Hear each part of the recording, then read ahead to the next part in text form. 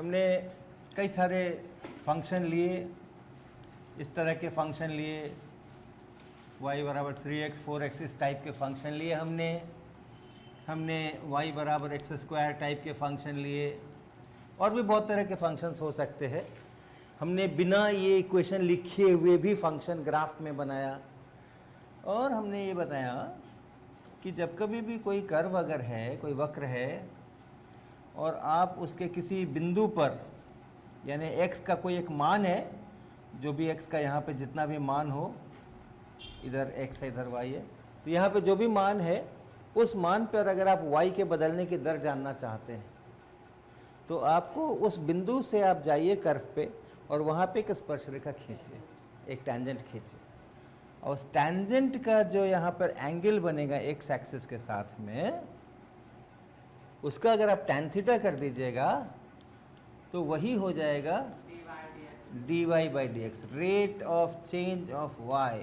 हमेशा याद रखना dy dx तो हम लोग लिखेंगे ही लिखेंगे, लेकिन वो dy dx है क्या चीज़, इसके लिए हम बार बार बीच बीच में ये पूरा लिखते जाते हैं कि वो भूल न जाए कि dy dx कहते हैं किसको हैं, rate of change of y with respect to x।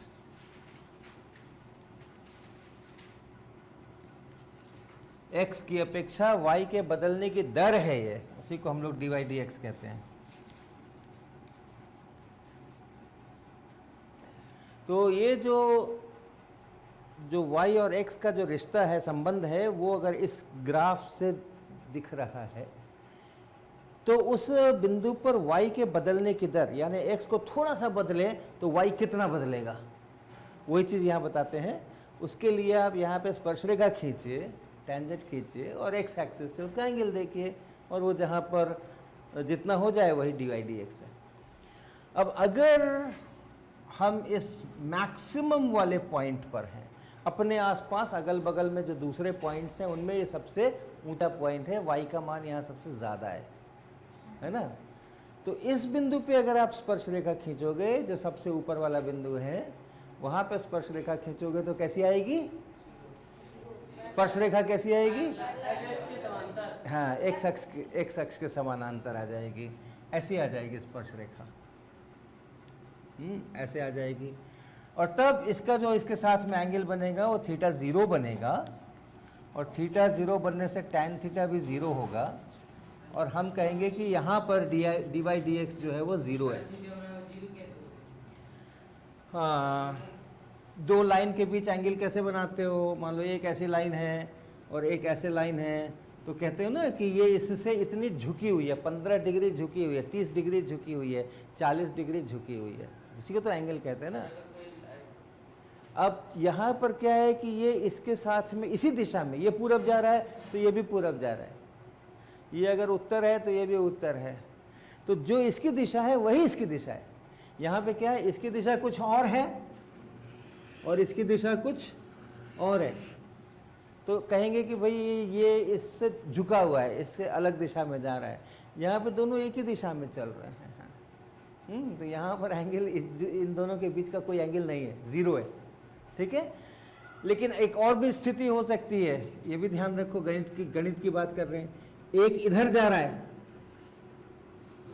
और एक इधर जा रहा है, उसी लाइन पर है लेकिन जा इधर रहा है, या एक यहाँ पर है इधर जा रहा है, एक यहाँ पर है और इधर जा रहा है, एक ही लाइन समानांतर अभी भी है।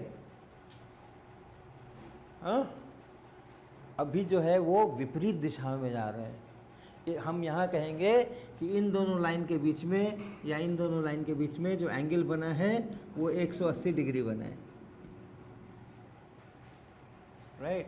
और अगर दोनों एक ही दिशा में जा रहे हैं, ये भी इधर जा रहा है और ये भी इधर जा रहा है, तो हम कहेंगे कि इसके बीच जो एंगल है वो 0 है। और कोई अगर दिशा नहीं बताई हुई है, केवल लाइन बताई हुई है, दो लाइन है, एक ये लाइन है और एक ये लाइन है, एक ये लाइन है और एक ये लाइन है, तो दोनों एंगल बने हुए हैं, दो एंगल बने हुए हैं, दो कोण बने हुए हैं, एक यहाँ कोण बना हुआ है और दूसरा यहाँ कोण बना हुआ है, और दोनों मिलकर 180 है।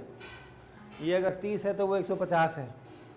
ऐसा सिचुएशन है तो हमें पता है, ऐसी सिचुएशन है तो हमें पता है। अगर ऐसी सिचुएशन है एक इधर जा रहा है और एक इधर जा रहा है, तो हमें पता है कि वो एंगल जो है वो यही वाला एंगल है, छोटा वाला। लेकिन एक इधर जा रहा है और एक इधर जा रहा है, इन दोनों के बीच कौन सा एंगल? तो ये बड़ा वाला एंगल। लेकिन अगर हमें तीर के निशान वगैरह कुछ नहीं है, दिशाएं नहीं है, केवल लाइन है, तो फिर हम लोग अपने हिसाब से उसको करते हैं। तो ये लाइन और ये लाइन के बीच का जो एंगल है वो हम 0 लेंगे। 180 लोगे तो उसका भी tan 0 ही होता है। अगर उसमें सब तीर के निशान ना होता तो एंगल नहीं होता। किसमें?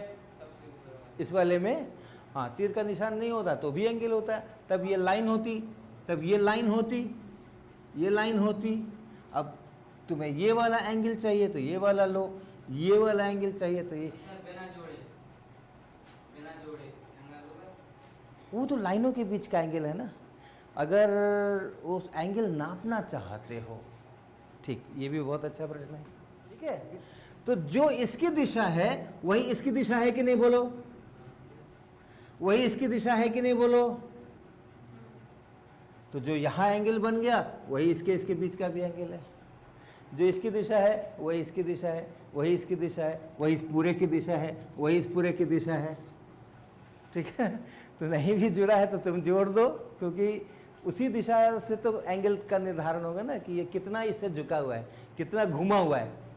तो ये जितना घुमा हुआ है उतना ही ये भी घुमा हुआ है, तो नापने के लिए आप जोड़ दो उसको। लेकिन अगर हम एक ऐसी रेखा लें, 2 रेखा ले, एक रेखा जो है वो फर्ज करो कि ऐसे जा रही है और दूसरी रेखा जो है वो ऐसे जा रही है। अब इसको कहीं भी बढ़ा दो कटेगी नहीं है। अभी ब्लैक बोर्ड पर हमने लिया था, जुड़ी हुई नहीं थी, लेकिन पीछे बढ़ा दिए थे तो कट गई थी ना। अब इसको बढ़ाओ, जिधर इधर बढ़ाओगे तो यहाँ घुस जाएगी अंदर, इधर ऐसे चली जाएगी, इसको तो कहीं कटेगी ही नहीं। ठीक है, तब भी कोई बात नहीं है, तब भी कोई बात नहीं है। जो इसकी दिशा है इसी के समानांतर देखो, एक कलम मुझे और पकड़ाओ, इसी के समानांतर देखो हम ये करते हैं। ये दोनों की एक ही दिशा है ना, इन दोनों की एक ही दिशा है ना, इन दोनों की एक ही दिशा है ना। ये तो कट गया, तो यहां तो एंगल का पता कर सकते हैं। तो अगर नहीं कटता है तो आप समानांतर रेखा खींच करके कटवा दो, और जहां कट गया तो फिर एंगल का पता कर लो। हाँ सर, क्या टेंजेंट तो भी पैरेलल हो सकता है y एक्सिस? हाँ हाँ, हो सकता है ना, क्यों नहीं हो सकता है, बिल्कुल हो सकता है। मान लो हमारा वक्र जो है वो एक वृत्त है, वृत्त का आकार है, इस तरह का वक्र है। हाँ, तो यहाँ पे जो टेंजेंट बनेगा वो y अक्ष के पैरेलल होगा। लेकिन ये ठीक है ना, ये ठीक है ना? हाँ, अभी अच्छा, चलो तुम्हारा प्रश्न पेंडिंग रहा, पहले इसका प्रश्न पूरा होने देते हैं। ये सही है नहीं है?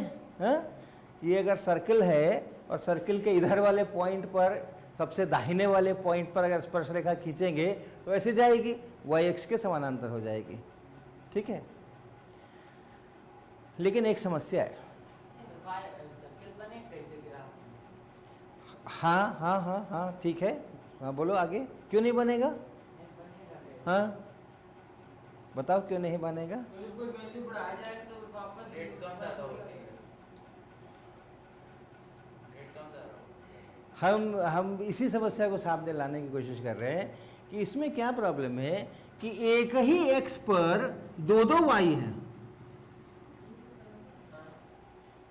एक ही एक्स पर 2 वाई है, वो ये नहीं चलेगा, ये नहीं, ये इसको हम लोग फंक्शन नहीं कहेंगे। पॉसिबल है, पॉसिबल है। वृत्त होते नहीं है क्या? खूब वृत्त होते हैं, अच्छे अच्छे वृत्त होते हैं, सब लोग चूड़ियाँ पहनते हैं, वो वृत्त ही तो होता है। और ग्राफ में क्या है, चूड़ी का ग्राफ नहीं बना सकते, चूड़ी रख करके बना दो, उसको खींच दो। लेकिन इसके लिए हम लोग फंक्शन नहीं कहेंगे, इसको हम लोग फंक्शन नहीं कहेंगे। ये y जो है x का फंक्शन नहीं है, x का फलन नहीं है। रुको रुको, ठीक है। और जब y x का फलन नहीं है तब वैसी हालत में हम लोग dy dx और ये वो सब दोबारा सोचना पड़ेगा कि पूरे के लिए हम परिभाषित कर सकते हैं कि नहीं कर सकते हैं। एक x पर एक y होना चाहिए, x के एक वैल्यू के लिए y का एक फिक्स्ड वैल्यू होना चाहिए। अभिषेक को नींद आ रही है? नहीं आ रही है? तबीयत ठीक है? फंक्शन होने का पहला शर्त है कि x का हम वैल्यू दे दें तो मुझे y बता दो। अब 10-15 y बताने लगोगे तब तो गड़बड़ है। एक सिंगल y होना चाहिए। सर अगर एक आधा कर दूं, मतलब आधे का, ठीक है ना? तो ये इसकी एक समस्या है। तो dy by dx इनफाइनाइट है। हाँ आएगा आएगा, कोई दिक्कत नहीं है। रुको रुको, उसका ले लेते हैं, प्रश्न ले लेते हैं उसका। अब अगर इस प्रकार का हुआ, अगर इस प्रकार का हो गया, हो सकता है ना, मान लो एक स्ट्रेट लाइन है, हाँ, उसमें भी एक ही एक्स पर बहुत सारे वाई है, वो भी फंक्शन नहीं है। वाई जो है सो एक्स का फंक्शन नहीं है। लेकिन मान लो तुम्हारा कुछ कर्व है, ऐसे जाते जाते जाते जाते जाते जाते एकदम ठीक खड़ा नहीं हुआ है, लेकिन ऑलमोस्ट खड़ा हो गया, थोड़ा थोड़ा बहुत थोड़ा थोड़ा बढ़ रहा है, ठीक है, तब तो डी वाई डी एक्स निकाल सकते हैं, तब तो स्पर्श रेखा निकाल सकते हैं। और ये जो कोण है वो ऑलमोस्ट 90 डिग्री बन रहा है, राइट। कौस्तुभ की समस्या क्या है कि इसका जो tan करेंगे, tan 90 अगर करेंगे तो वो इन्फिनिटी हो जाएगा। तो बहुत दिनों से वो इन्फिनिटी की माला ही जप रहा है और मैं इन्फिनिटी पर आ नहीं रहा हूं। बिल्कुल ठीक बात है। देखो खड़ा होने का क्या मतलब है, ऑलमोस्ट खड़ा कर दिया है हमने, पूरा खड़ा तो नहीं किया है मैंने, क्योंकि मैं एक एक्स पर बहुत सारे वाई नहीं चाहता हूं, ठीक है। लेकिन आप देखो इसका क्या मतलब है कि एक्स को जरा सा मैंने इधर बढ़ाया, ये ऑलमोस्ट खड़ा है, वाई एक्सिस के ऑलमोस्ट पैरेलल है, तो ढेर सारा वाई बढ़ जाएगा कि नहीं, ठीक है ना। अगर ये ऑलमोस्ट इसके पैरेलल पैरेलल चल रहा है, ऐसा हो रहा है, तो इसका मतलब है कि इतना वाई बढ़ाने के लिए तुम्हें एकदम इतना सा एक्स बढ़ाना पड़ेगा, इतना सा एक्स बढ़ाओगे इतना सारा वाई बढ़ जाएगा, तभी तो खड़ा है वो। तो यानी रेट बहुत हाई है, रेट बहुत हाई है। हाँ बिल्कुल, जैसे जैसे ये 90 के करीब जाएगा तुम्हारा रेट जो है सो बहुत बढ़ता चला जाएगा, और जितना 90 के करीब लाओगे उतना रेट बढ़ जाएगा, ठीक है।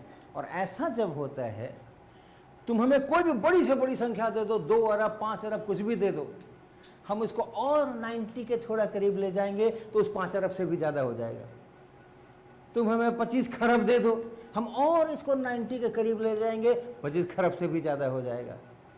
ऐसी जब सिचुएशन होती है, जब कोई भी आप हमें संख्या दीजिए, हम उससे बड़ी संख्या बन रही है, जो भी हमारी राशि है वो उससे भी बड़ी बन रही है, उसी को हम लोग इन्फिनिटी कहते हैं। तो बिल्कुल सही है, ये जब ऐसा हो जाएगा तो ये इन्फिनिटी हो जाएगा। देखो रेट कितना हाई है, और अगर ऐसे है तो रेट 0 है, एक्स बदल गया और वाई बदला ही नहीं, तो इसमें रेट 0 है, इसमें रेट इन्फिनिटी है, राइट। बताओ। जैसे आपने कहा था एक ही एक्स पे कई वाई नहीं हो सकते, वैसे एक ही वाई पे क्या कई एक्स हो सकते? हाँ, एक ही एक्स पर कई वाई नहीं हो सकते हैं, तो क्या एक ही वाई पर कई एक्स हो सकते हैं? यहाँ देखो, यहाँ जैसे एक ही वाई है लेकिन बहुत सारे एक्स हैं, लेकिन हम क्या कर रहे हैं, हम y जो है वो x का फंक्शन है, y x का फंक्शन है, और तभी हम dy dx की बात करते हैं। y के बदलने की दर जब x बदले, तो x अगर बदलता है और उसके कारण से y भी बदलता है, तब हम ये dy dx बदलने की दर ये वो करते हैं। तो कौन y है, कौन x है, कौन हम बदल रहे हैं और कौन वो उसके कारण से बदल रहा है, ठीक है। तो हम जितना ये गणित कर रहे हैं ये मान के कर रहे हैं y x का फंक्शन है। तो ऐसी हालत में एक x के लिए एक और केवल एक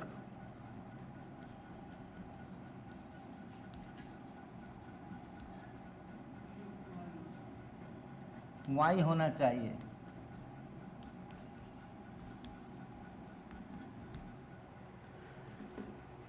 ठीक है। अब अगर हम ये कहें कि हम पलट दें, x y का फंक्शन है कि नहीं, ये भी प्रश्न हो सकता है ना। x y का फंक्शन, अगर ऐसा करें हम तब फिर वही चीज वहां पलट जाएगी। तब वैसी हालत y का फंक्शन, तो y के एक मान के लिए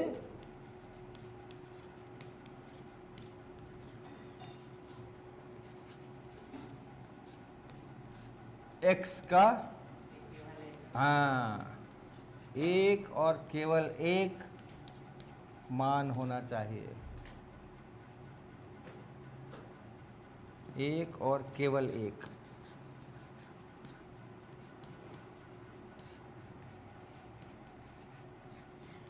होना चाहिए। अगर ऐसा है, अगर ऐसा है कि y के एक मान के लिए x का केवल एक मान है, तब हम कहेंगे कि x जो है वो y का फंक्शन है।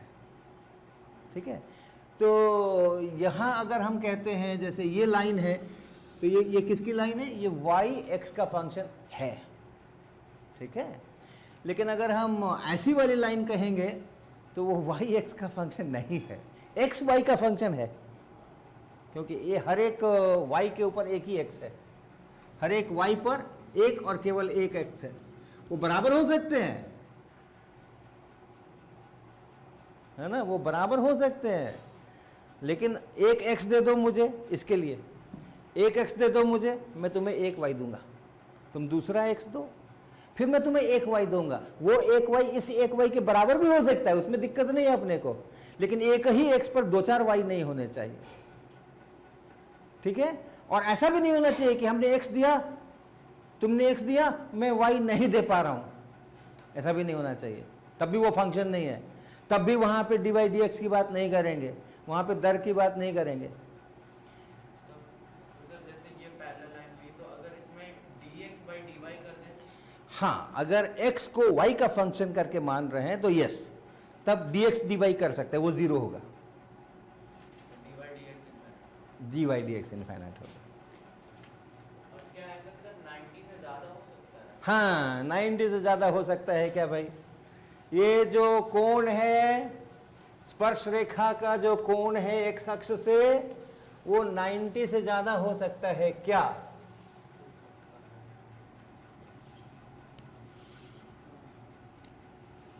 ये किसका कर्व है ये?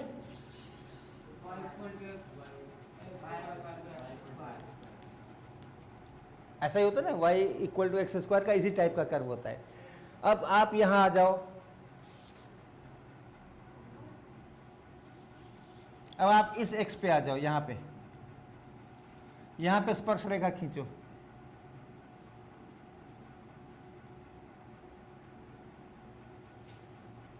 खींचा, ये x अक्ष की दिशा है ये, और ये स्पर्श रेखा है, इसके बीच का जो कोण बन रहा है 90 डिग्री से ज्यादा बन रहा है। हाँ? तो जब x बढ़ाने पर, इधर जाएंगे तो x बढ़ेगा ना, x बढ़ाने पे अगर y घटे तो स्पर्श रेखा का कोण 90 डिग्री से ज्यादा बनेगा, और इधर x को बढ़ा रहे हैं तो y भी बढ़ रहा है, तो यहां जो स्पर्श रेखा खींचेंगे उसका कोण 90 से कम होगा। और आपने त्रिकोणमिति में 90 से बड़े एंगल का पढ़ा है, साइन कॉस टैन? नहीं पढ़ा है। 90 डिग्री से बड़े अगर एंगल लोगे तो -1/2, और साइन जो है वो पॉजिटिव ही रहता है, और इसलिए टैन करोगे, याद है टैन साइन और कॉस में कैसे लिखते हैं?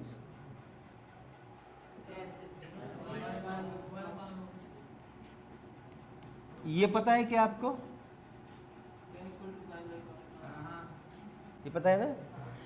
तो साइन 120 डिग्री है +√3/2, कॉस 120 डिग्री है -1/2, तो अगर भाग लगा देंगे तो टैन जो निकलेगा वो -√3 निकलेगा। टैन थीटा -√3 निकल रहा है। dy dx नेगेटिव है, dy dx नेगेटिव है, दर नेगेटिव है, x बढ़ाने से y घटता है। नेगेटिव होने का मतलब d y d x negative, ये नेगेटिव लिख दिया क्या, ऐसे ये नेगेटिव हो गया, लेस देन जीरो, जीरो से छोटा तो नेगेटिव हो गया। तो डी वाई डी एक्स अगर नेगेटिव है तो यानी एक्स बढ़ने से क्या हो रहा है, वाई बोलो, घट रहा है, हाँ घटता है। और डी वाई डी एक्स अगर पॉजिटिव हो, d y d x zero से बड़ा हो तो एक्स बढ़ने से वाई बढ़ता है।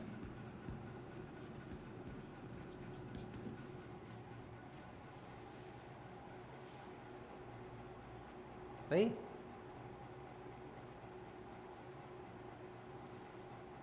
ठीक है, गुड।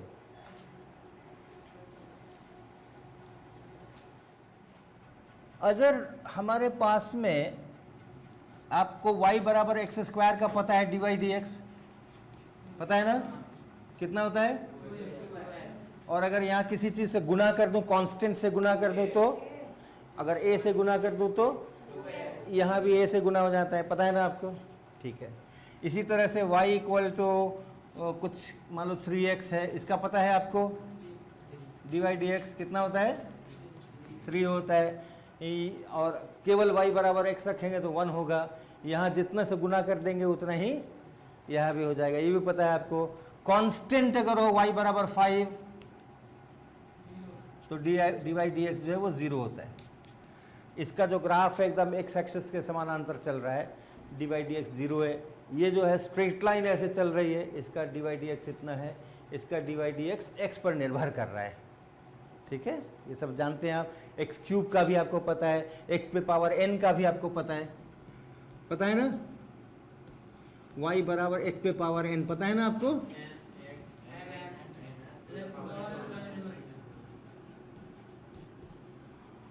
अब मान लो हमारे पास में ऐसे है, y बराबर एक्स स्क्वायर प्लस 2x, ऐसा है। ये एक फंक्शन है, अच्छा सा फंक्शन है, बढ़िया फंक्शन है। x का वैल्यू दीजिएगा, यहाँ रख देंगे, y निकल जाएगा, और एक ही y निकलेगा, 2-4 भी नहीं निकलेंगे, ठीक है। तो ये फंक्शन है। अब इसमें अगर हमें डी बाई डी एक्स करना है, एक्स स्क्वायर का कितना हुआ, और ये प्लस लगाएंगे और इसका 2। तो फंक्शन में अगर ऐसे प्लस है बीच में या माइनस है बीच में, अलग अलग टर्म है और जुड़े हुए हैं या एक दूसरे में प्लस है या माइनस है, तो उनका आप अलग अलग डी वाई डी एक्स निकाल सकते हैं, और जहाँ प्लस है वहाँ प्लस लगा दीजिए, जहाँ माइनस है वहाँ माइनस लगा दीजिए, ऐसा कर सकते हैं, ठीक है। और अगर y बराबर मैं लिखूं x का स्क्वायर और गुना x का क्यूब, और डी वाई डी एक्स चाहिए मुझे,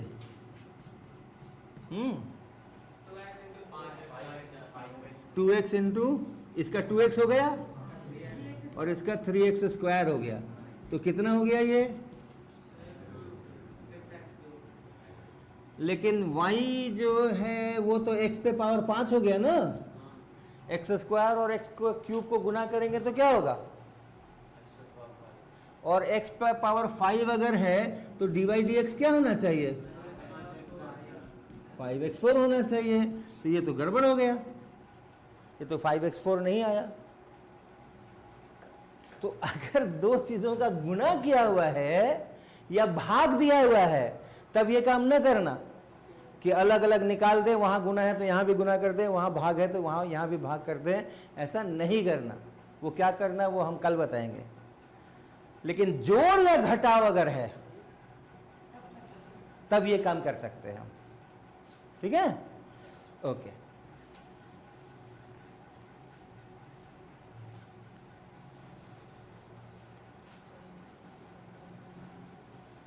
अब चलो पहला सवाल, हमने एक y लिखा है x square minus 8x plus 5,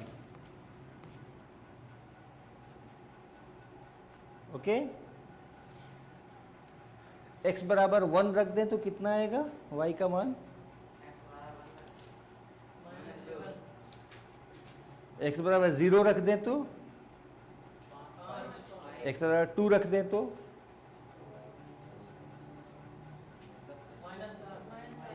अलग अलग x रखने से अलग अलग आ रहे हैं ना। अब मैं जानना चाहता हूं y का अधिकतम मान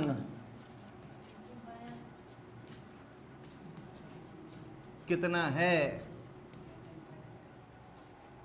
y का मैक्सिमम या मिनिमम ना, हाँ मिनिमम आएगा, न्यूनतम।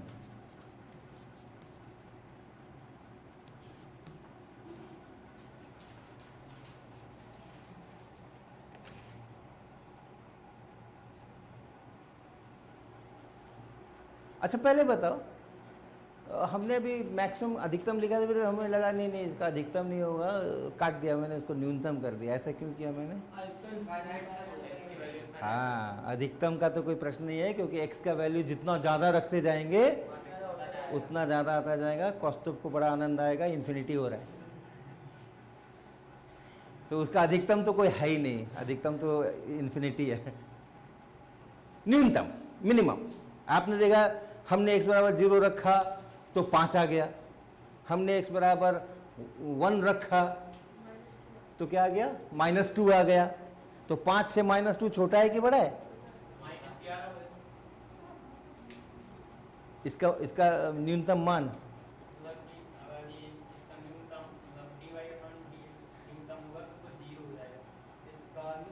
ओके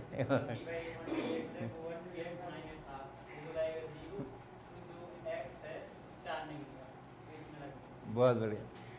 तो हमें कैसे पता चलेगा कि भाई इसका मिनिमम सबसे छोटा मान कितना है? हाँ, क्या नाम है भैया?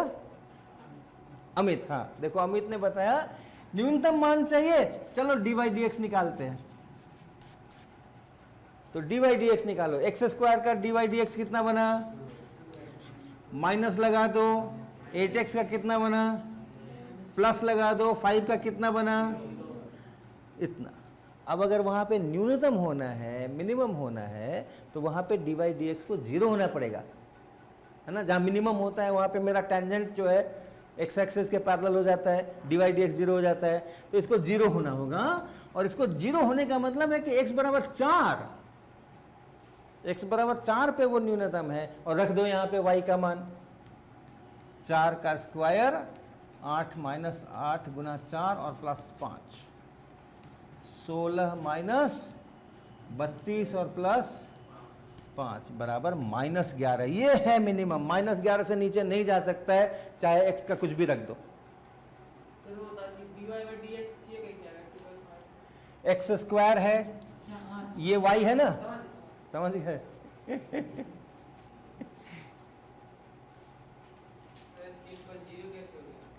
ये 0 कैसे हो गया? हाँ? हम क्या ढूंढ रहे हैं?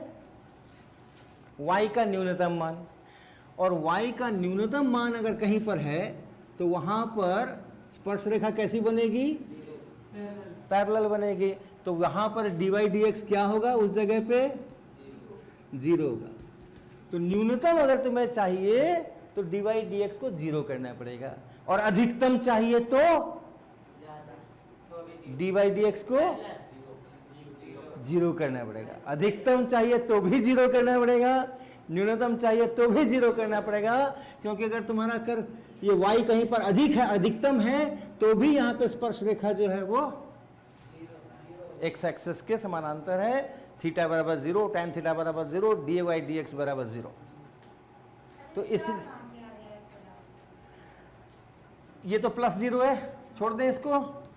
2x - 8 बराबर 0, 2x - 8 बराबर 0, 8 को उधर ले चलें, 2x बराबर 8, 2 को उधर ले चलें, x बराबर 8/2 बराबर 4। तो देखो dy/dx एक ही जगह पे 0 हुआ है भैया। dy/dx को जब मैंने 0 किया तो मेरे को हल करके x का एक ही मान निकला है, यानी x बराबर 4 के अलावा कहीं भी मैक्सिमम नहीं है और मिनिमम नहीं है। ठीक है। तो अगर ये मिनिमम है, इसका मतलब कि इस साइड में ये बढ़ रहा है और इस साइड में भी बढ़ रहा है, तभी ना मिनिमम है। अब ये बढ़ता ही जाएगा, पलटी खाने वाला नहीं है ये, क्योंकि अगर पलटी खाता है तो हमें एक और जगह पर एक और x के मान के लिए यहाँ पे हमको dy dx 0 मिलता। अगर ये ऐसे पलटी खा जाता तो यहाँ पे अधिकतम होता ना, मैक्सिमम होता ना, और यहाँ मैक्सिमम होता तो यहाँ पर भी मुझे dy dx 0 मिलना चाहिए था ना। तो एक यहाँ मिलना चाहिए था x का मान, एक यहाँ मिलना चाहिए था x का मान, ताकि ये 0 हो जाए। लेकिन नहीं, एक ही वैल्यू मिला है, दूसरा वैल्यू नहीं मिला है। यानी अब आगे कहीं पर भी ये dy dx 0 नहीं होने वाला है, मतलब ये पलटी नहीं खाने वाला है, ये बढ़ता ही चला जाएगा। और इधर भी ऐसे पलटी नहीं खाने वाला है, ये बढ़ता ही चला जाएगा। तो इसलिए कोई अधिकतम इसका अब नहीं होने वाला है, ये और बढ़ेगा और बढ़ेगा और बढ़ेगा और बढ़ेगा। कोई आप नंबर नहीं बता सकते हो कि हाँ 100 से ऊपर नहीं जाएगा, क्यों नहीं जाएगा, हम और उधर चले जाएंगे, 100 के ऊपर चला जाएगा। 1000 के ऊपर नहीं जाएगा, क्यों नहीं जाएगा, हम और इधर चले जाएंगे तो 1000 के भी ऊपर चला जाएगा। कोई भी संख्या आप नहीं बता सकते कि ये अधिकतम है भाई, इससे ऊपर नहीं जाएगा। न्यूनतम बता सकते हैं, न्यूनतम बता सकते हैं -11, इससे नीचे नहीं जाएगा। ये आएगा -11 तक उतरेगा और फिर चढ़ जाएगा। ठीक है, हाँ? चलो दूसरा सवाल करते हैं। एक संख्या और उसका व्युत्क्रम, उसको जोड़ दीजिए, x + 1/x, y बराबर x + 1/x।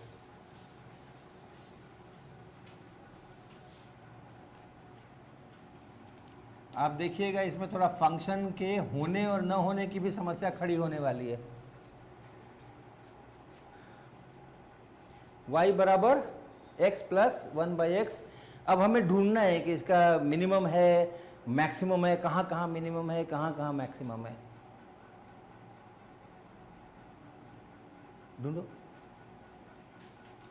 dy dx निकालो, बराबर 0 करो, x के मान निकालो और देखो x के क्या क्या मान मिलते हैं। अच्छा, ये पता है कि नहीं आपको, 1/x को आप लिख सकते हैं x पे पावर -1, पता है ना? हाँ, तो वो जो अपना सूत्र बना है ना कि y बराबर x पे पावर n हो, तो dy dx जो होता है वो x n-1 होता है। उसका इस्तेमाल यहाँ भी कर लेना बहुत अच्छी तरह से। यहाँ तुमको n की जगह पे -1 है, x का मान 0 आया, x का मान बताओ जहाँ dy dx 0 निकला है, कहाँ कहाँ निकला dy dx बराबर 0? x का मान 0 आया और +-1 आया। अच्छा, अच्छा अभी देखते हैं उत्तर, मुझे पता नहीं है, मैं भी हल करूंगा तभी उत्तर मिलेगा मुझे। तो एक एक स्टेप लिखवाओ। dy dx बताओ क्या लिखें? 1 - 1/x²। ठीक है, ये इस x का 1 ठीक है, और उसके बाद है +1/x, और 1/x का मतलब है 1/x का मतलब है x पे पावर -1। और ये देखो x पे पावर अगर n है, y का मान x पे पावर n है, तो dy dx होता है n × x पे पावर n-1। यहाँ पे n की जगह क्या है? तो इसलिए इसका जब dy dx करेंगे तो क्या लिखेंगे पहले, उसके बाद क्या लिखेंगे? n-1,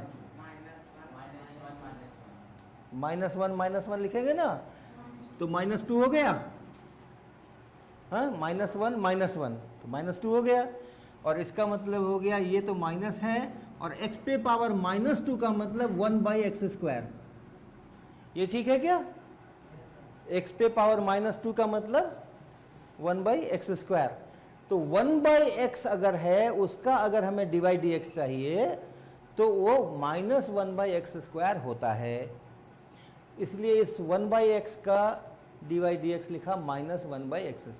पर x का ये होना चाहिए divide dx n x n -1। हाँ, x पे पावर n का तो x में भी तो कोई पावर चढ़ेगा नहीं। चढ़िए ना, नहीं पहले वाले में। पर ये इसका 1 लिखा ना, इसका तो ये 1 लिख दिया, x का 1 लिख दिया हमने, ठीक है।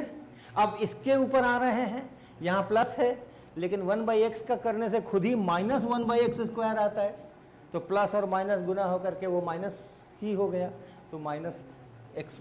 तो इसका ये है और इसका ये है।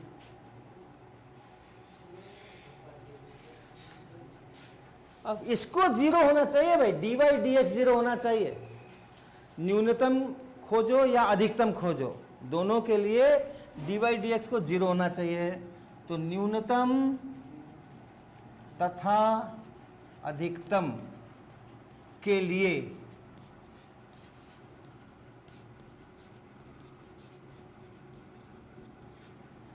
वन माइनस 1/x² बराबर, तो x बराबर कितना,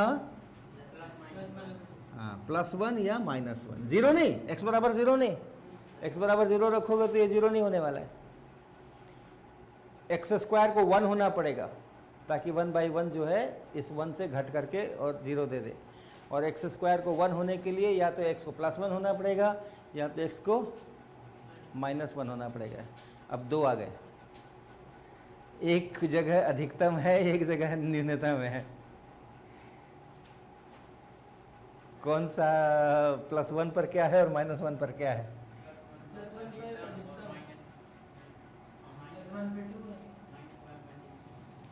+1 पर कितना हो गया वैल्यू, 2 हो गया ना, हाँ y का वैल्यू 2 हो गया, हाँ? और अगर हम 10 पे चले जाएं तो क्या होगा, 10 कर दें तो क्या होगा, x का वैल्यू 10 कर दें तो 10 + 1/10 10.1, 10 + 1/10 10.1। तो यहां कहीं पर ये 2 था, यहां कहीं पहुंच गया, तो देखो इधर बढ़ रहा है ना, तो ये मिनिमम है। क्यों? अगर ये अधिकतम होता तो घटता ना, क्यों, आगे तो कहीं पलटी खाना नहीं है उसको। तो 2 से अगर इसको 10 पहुंचना है और बीच में कहीं उल्टा पुल्टा नहीं करना है तो बढ़ते बढ़ते जाना पड़ेगा ना। तो ये न्यूनतम है ये यहाँ पर, और इस साइड में माइनस, जैसा इधर ग्राफ बनेगा वैसा इधर उल्टा बनेगा। -1 पर क्या वैल्यू है, x बराबर -1 पे -2 वैल्यू है ना यहाँ पर, और x बराबर -10 रख देते हैं, x बराबर -10 रख देते हैं, -10.1, ये -10 यहाँ से और +1/-10 और, तो ये हो गया 10 और प्लस 1/10 का 1/10, ऐसा हो गया, ऐसा ही हो गया ना, x + 1/x, x + 1/x, तो ये हो गया -10 और ये -0.1, तो -10.1। अब ये यहाँ पे 2 है तो ये -10.1 कहाँ पहुँचेगा, बहुत नीचे, तो इधर में ऐसे नीचे जा रहा है, तो इधर ये जो है ये अधिकतम है, इधर नीचे जा रहा है तो इधर भी नीचे ही जाएगा, और ये इधर ऊपर जा रहा है, इधर ऊपर जा रहा है, तो ये -1 पे ये अधिकतम है और +1 पे ये न्यूनतम है।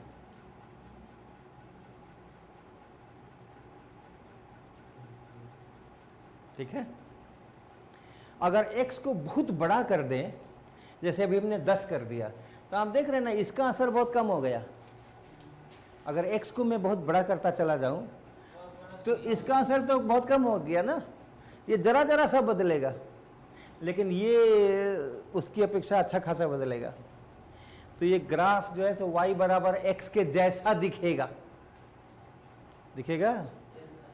x के बहुत बड़े मानों के लिए 1/x का मान बहुत कम होता चला जाएगा, तो 0.001 वगैरह कुछ कुछ होगा, तो कोई इसका खास फर्क नहीं पड़ने वाला है। ये y बराबर x के जैसा दिखेगा, मैक्सिमम और मिनिमम, ये मैक्सिमम है और ये मिनिमम है। देखो देखो तमाशा, इतना बड़ा है फिर भी ये न्यूनतम है, और इतना छोटा है तब भी ये अधिकतम है, क्योंकि अपने आसपास से तुलना करना है मुझे। लोकल मैक्सिमम और लोकल मिनिमम की बात कर रहे हैं। ये +2 है, यहाँ पे y बराबर +2 है, यहाँ पे y बराबर -2 है। -2 छोटा होता है, +2 बड़ा होता है। ये बड़ा है, ये वाला y जो है ये बड़ा है, ये वाला y बड़ा है यहाँ पे, ये वाला y यहाँ पे छोटा है, लेकिन तब भी हम इसको मैक्सिमम कहेंगे। क्यों? अपने आसपास में देखो ये सबसे बड़ा है, और ये मिनिमम है, अपने आसपास में देखो ये सबसे छोटा है, इन सब में सबसे छोटा है। तो हम लोग जो भी मैक्सिमम मिनिमम मैं बोल रहा हूँ, वो पूरे का मैक्सिमम और पूरे का मिनिमम नहीं बोल रहे हैं हम, अपने आसपास में वो क्या है। ग्लोबल मैक्सिमम तो है ही नहीं, देखो इन्फिनिटी तक जा रहा है ये। ग्लोबल मिनिमम भी नहीं है, ये भी -इन्फिनिटी तक जा रहा है। तो सर हर फंक्शन का ग्लोबल मैक्सिमम ग्लोबल मिनिमम जरूरी नहीं है, जरूरी नहीं है, आवश्यक नहीं है, हो भी सकता है नहीं भी हो सकता है। ओके, जैसे ओके आपने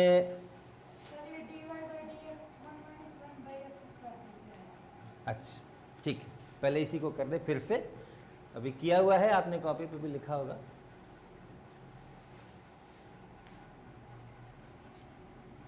अगर y बराबर x⁴n रहता है तो dy dx बराबर क्या लिखते हैं?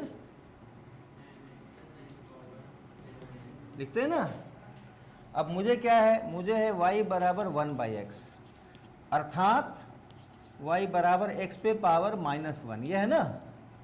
इसी को इस्तेमाल करो, n की जगह पे -1 है, ध्यान रखना।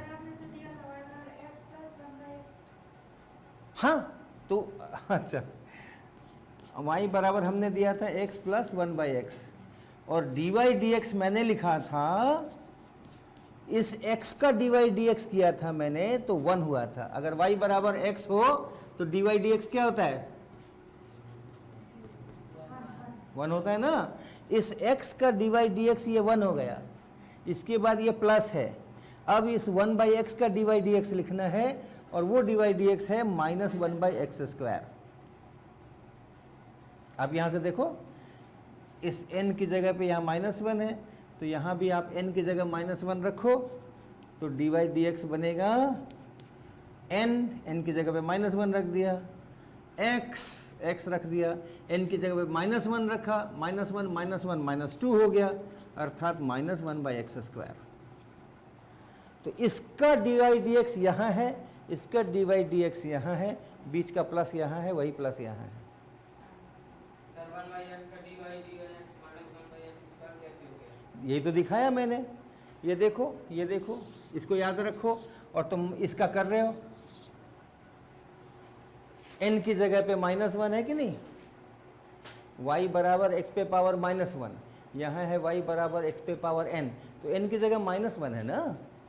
इसीलिए हमने यहाँ भी n की जगह -1 रखा, यहाँ भी n की जगह -1 रखा। तो मुझे ये इस n की जगह -1 रखा यहाँ पे, और इस n की जगह -1 रखा, तो ये -2 हो गया। और x पे पावर -2 का मतलब होता है 1/x पे पावर 2, तो ये x पे पावर -2 की जगह हो गया 1/x²। तो ये 1/x का dy dx हो गया -1/x²।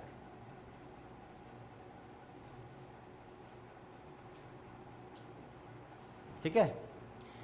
अब देखो, इसमें एक जो मैं कह रहा था कि एक फंक्शन होने न होने का भी सवाल उठने वाला है। इस जो हमने ये एक्सप्रेशन लिखा,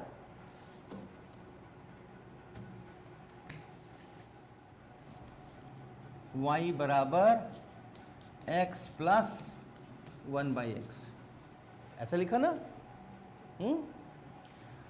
अच्छा ये बताओ, मान लो y बराबर 1/x अगर हो तो उसका ग्राफ कैसा आएगा?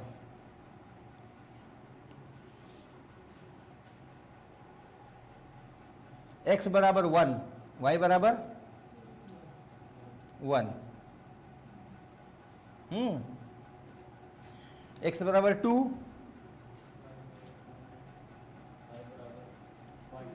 0.5, तो नीचे आ रहा है ना, नीचे आ रहा है। x को बढ़ाते जाओगे तो ये नीचे आता जाएगा। कभी ऋणात्मक हो सकता है क्या? y का मान नेगेटिव हो सकता है क्या? x को कुछ भी रख दो, पॉजिटिव साइड, पॉजिटिव साइड में x का पॉजिटिव मान रखेंगे हम, बढ़ाते जा रहे हैं, नेगेटिव नहीं होगा ना। अगर x को मैं बढ़ाते जाऊं तो ये घटता जाएगा लेकिन नेगेटिव नहीं होगा, लेकिन काफ़ी जीरो के करीब हो जाएगा। 100 रख दो 0.01 हो जाएगा, 1000 रख दो 0.001 हो जाएगा। तो आगे चल करके ये ऐसा होने वाला है,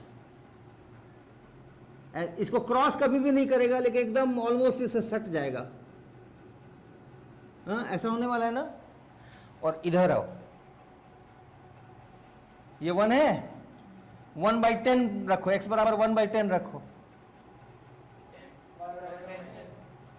10, ये 1 है, ओ यहां पहुंच गया, 1/100 रखो। हाँ, यानी इधर तो बड़ा धीरे धीरे चलता है भाई, लेकिन जब 1 के इधर आता है तो एकदम से एक्सेलरेटर दब जाता है, एकदम बड़ी तेजी के साथ बढ़ता है, ये ऐसा ऊपर जाता है। ठीक है, अब x के माइनस में आते हैं, x बराबर -1 रखना,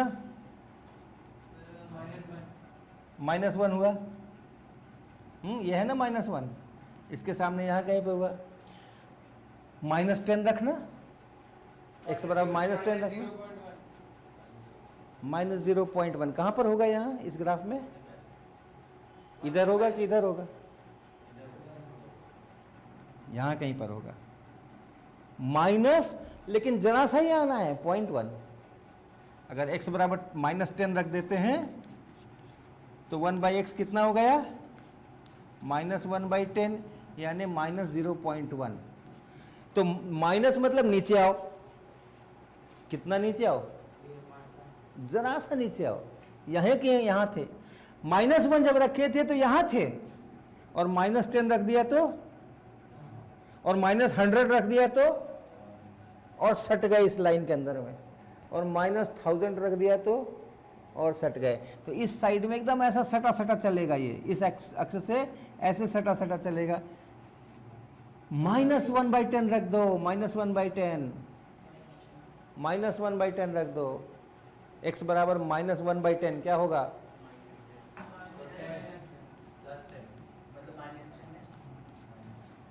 यानी अगर हम यहां पे देखते हैं -10 माइनस है और 10 नीचे जाना है, ये ऐसे भागा, और सटाते जाओगे तो और तेजी से भागेगा।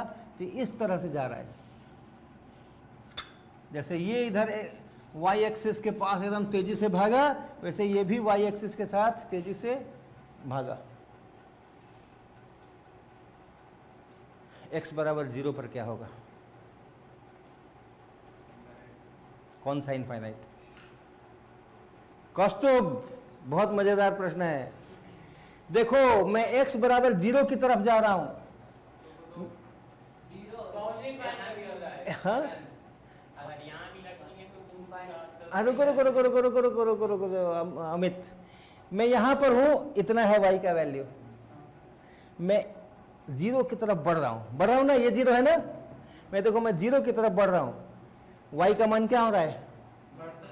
बढ़ता जा रहा है, और बढ़ता जा रहा है, और बढ़ता जा रहा है, बहुत तेजी के साथ बढ़ता जा रहा है, लेकिन नेगेटिव है। तो जब हम x बराबर 0 के बहुत करीब पहुंच गए हैं तो y का मान कहां भाग रहा है? -∞ में भाग रहा है, और हमने x को जरा सा क्रॉस कर दिया, 0 को जरा सा क्रॉस करके हम पॉजिटिव में आ गए, यहां है y का मान। तो x बराबर 0 से जरा सा इधर है -∞, यानी माइनस में जितना आप ज्यादा बड़ी संख्या चाहते हो मिलेगी, आप 0 के करीब आओ, जितनी बड़ी संख्या चाहते हो मिलेगी, उससे भी बड़ी मिलेगी, उसी को हम लोग -∞ कहते हैं। लेकिन आपने जैसे ही उस ओरिजिन को क्रॉस किया, जरा सा क्रॉस किया, बिल्कुल x बराबर 0 से जरा सा उधर गए, वो अचानक से एकदम पॉजिटिव में आसमान छूना शुरू कर दिया। तो हम लोग x बराबर 0 पर इसको क्या बोले? इधर से आते हैं तो खूब सारा नेगेटिव, उधर से आते हैं तो खूब सारा पॉजिटिव। x बराबर 0 पे क्या बोले, प्लस इन्फिनिटी बोले कि माइनस इन्फिनिटी बोले? प्लस माइनस दोनों। लेकिन x के एक मान पे हम लोग y पॉजिटिव भी है और y नेगेटिव भी है, ऐसे ऐसे दो दो मान होते हैं तो उसको हम लोग फंक्शन नहीं कहते हैं। x बराबर 0 पे अगर 0 नहीं है तब तो कोई दिक्कत नहीं है, जरा सा भी इधर है तो मुझे पता है कि कितना वैल्यू है। इसीलिए कह रहे हैं कि x बराबर 0 पे ये फंक्शन नहीं है। ये जो है ये x बराबर 0 पर, x बराबर 0 पर हाँ, ये function not possible, not defined, है ना। और अगर x की वैल्यू इनफिनिट ले लें तो? देखो इन्फिनिटी तो कोई संख्या नहीं होती। आप कहो कि x का वैल्यू मैं बहुत बड़ा लेना चाहता हूं, लो x का वैल्यू बहुत बड़ा लो। मैं अभी इसकी बात कर रहा हूं भैया, उससे कंफ्यूज नहीं होना है। ये सारा जो हो रहा है इसका डिस्कशन हो रहा है, y बराबर 1/x का। x का बड़ा मान लोगे तो y छोटा मिलता जाएगा। देखो देखो ये है y के मान 0 के बहुत करीब लेकिन पॉजिटिव, और अगर x के नेगेटिव में बहुत बड़ा लोगे तो भी 0 के करीब लेकिन जरा सा नेगेटिव। तो एक टाइम ऐसे आएगा कि x 0 हो जाएगा, y 0 हो पाएगा। 0 नहीं होगा। आप लो कौन सा लेना चाहते हो बोलो। अगर इनफाइनाइट इनफाइनाइट कोई संख्या होती नहीं है, इनफाइनाइट कोई संख्या होती नहीं। इनफाइनाइट 0 होता है। वन, अरे वो इन्फिनिटी कौन सी संख्या है बताओ, कौन सी संख्या है इन्फिनिटी? 5 लाख से बड़ी है, 10 लाख से बड़ी है, 20 लाख से बड़ी है, 2 खरब से बड़ी है, 20 खरब से बड़ी है। तो संख्या है कहाँ? कोई भी संख्या अगर है तो उससे बड़ी संख्या में बना सकता हूं, उसमें 1 जोड़ दूंगा। कोई भी संख्या मुझे दोगे तो उसमें 1 जोड़ सकते कि नहीं? तो अगर इन्फिनिटी कोई संख्या होती तब उसमें 1 जोड़ देते तो इन्फिनिटी से भी बड़ी हो जाती। लेकिन तब तो इन्फिनिटी जो है वो फिर जो संख्या होती है वो यहाँ के इससे ऊपर ही कहीं रह जाता 1/x मेरा। तो इन्फिनिटी नाम की कोई संख्या नहीं होती है।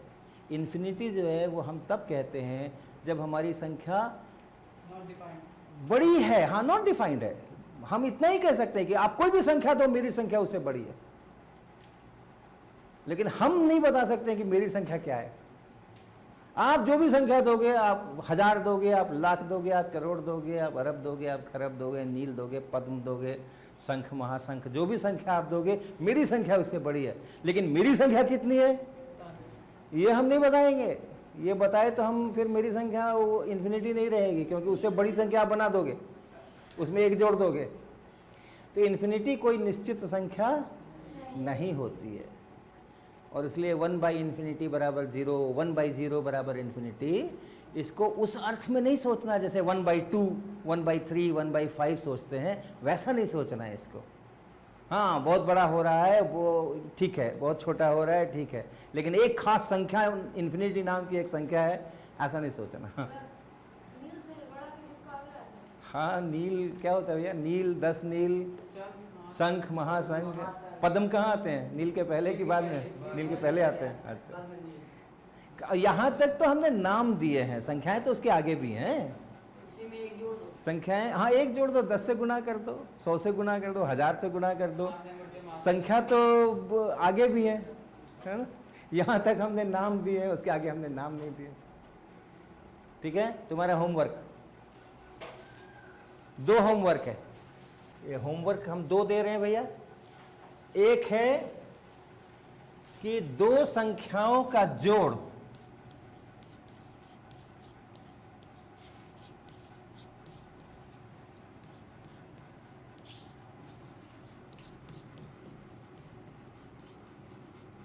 (20.6) है।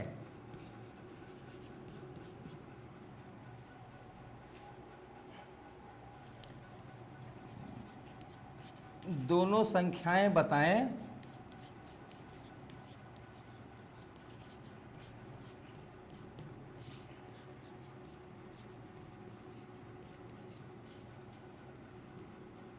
ताकि उनका गुणनफल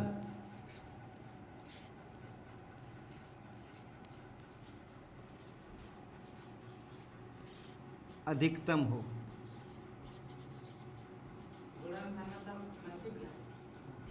हाँ, प्रोडक्ट, गुणनफल मतलब गुना करने से जो आता है, अंग्रेजी में उसको प्रोडक्ट बोलते हैं, राइट। तो दोनों संख्याओं को जोड़ने से फिक्स्ड है 20.6 आना चाहिए, लेकिन दोनों संख्याएं आप अलग अलग बताइए ताकि उनको अगर गुना करें तो वो गुणनफल मैक्सिमम हो, अधिकतम हो। ये हाँ, दोनों जोड़ के इतना होना चाहिए। ये आपका एक होमवर्क हो गया। दूसरा होमवर्क विमल आप अच्छी तरह समझ लीजिए और आप लोग भी समझ लीजिए।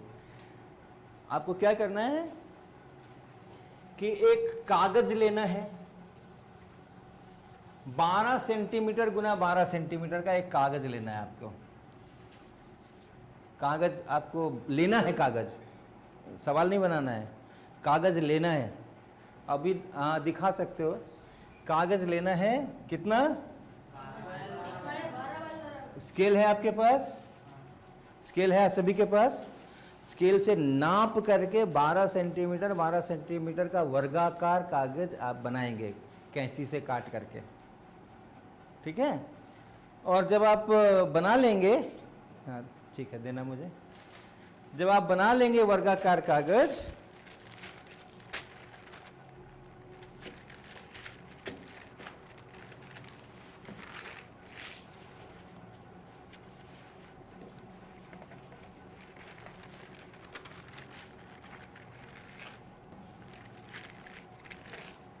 ऐसा बनेगा वर्गाकार कागज।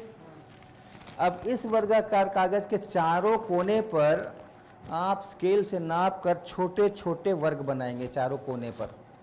पेंसिल से, पेन से आप लाइन, हाँ वो आप खुद सोचेंगे, आप खुद चुनेंगे, और जितना भी चुनेंगे चारों वर्ग एक ही साइज के होने चाहिए।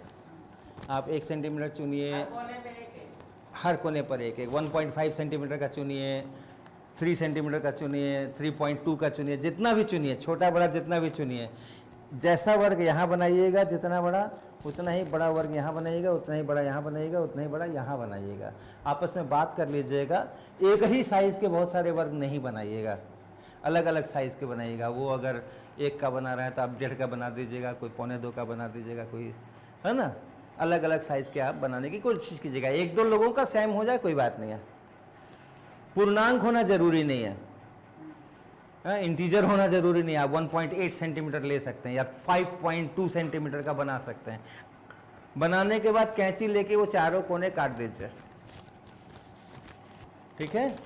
कैंची लेकर के आप चारों कोने जब काट देंगे तो ऐसा हो जाएगा, हो जाएगा ना, ऐसा ही होगा ना, कुछ बराबर बराबर। ध्यान रखिएगा, हम तो ऐसे अंदाज से काट रहे हैं, आप बकायदा नाप जोख करके अच्छी तरह से काटिएगा। और जब आप वो काम कर लेंगे, चारों कोने में से जब आप काट लेंगे बराबर बराबर स्क्वायर,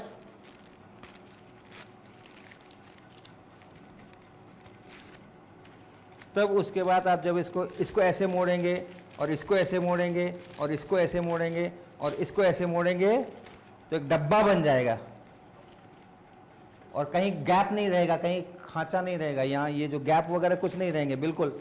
अगर बराबर बराबर वर्ग बनाएंगे तो ये लाइन और ये लाइन एकदम बिल्कुल मिल जाएगी, इसी तरह चारों तरफ मिल जाएगी और एक डब्बा बन जाएगा जिसमें ऊपर से ढक्कन नहीं है। हाँ, उसके बाद टेप लेकर के उन चारों को खूब अच्छी तरह से चिपका दीजिएगा ताकि उसमें अगर कुछ हम पानी वानी डाल दें, पानी तो नहीं डालेंगे, कागज़ है, लेकिन कुछ डालें तो कहीं से वो निकले नहीं, तो अच्छी तरह से उसको टेप कर दीजिएगा। इतना काम करके रखिएगा, कल जब हम आएंगे तो देखेंगे।